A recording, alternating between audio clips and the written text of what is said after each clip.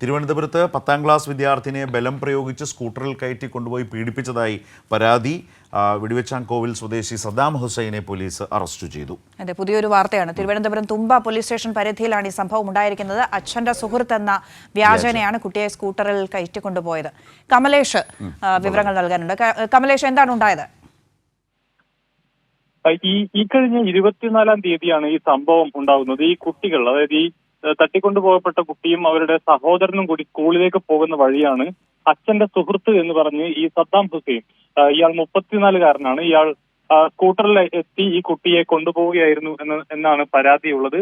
ഇയാളെ ഇപ്പോൾ തുമ്പ police arrest ചെയ്തിട്ടുണ്ട്. ഈ സഹോദരൻ വഴിയിൽ നിർത്തി കടയിൽ പോയി മിഠായി വാങ്ങാമെന്ന് പറഞ്ഞ് പെൺകുട്ടിയെയും കൊണ്ട് ഇയാൾ പോവുകയായിരുന്നു.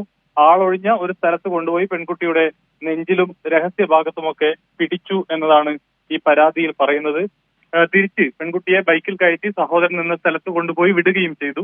എന്നാൽ പിന്നീട് കുട്ടി ഈ കാര്യം നെഞ്ചുവേദന അടക്കം അനുഭവപ്പെട്ടതിനെ തുടർന്ന് ആശുപത്രിയിൽ എത്തിച്ചപ്പോഴാണ് ഈ കുട്ടി ഇങ്ങനെ ഒരു സംഭവം ഉണ്ടായതായി പറയുന്നത്. ഇതിനു ശേഷമാണ് ഇയാളെ ഈ CCTV ദൃശ്യങ്ങളുടെ അടക്കം അടിസ്ഥാനത്തിൽ പ്രതിയെ പോലീസ് തിരിച്ചറിയുന്നത്. ഇതിന് ശരി, കമലേഷാണ് വിശദാംശങ്ങൾ. കമലേഷ് തെക്കുകാട് ഈ വിശദാംശങ്ങൾ കൊച്ചി ഇപ്പോൾ തിരുവനന്തപുരത്ത് നിന്ന് ഈ കേസുമായി ബന്ധപ്പെട്ട് പങ്കുവച്ചത്.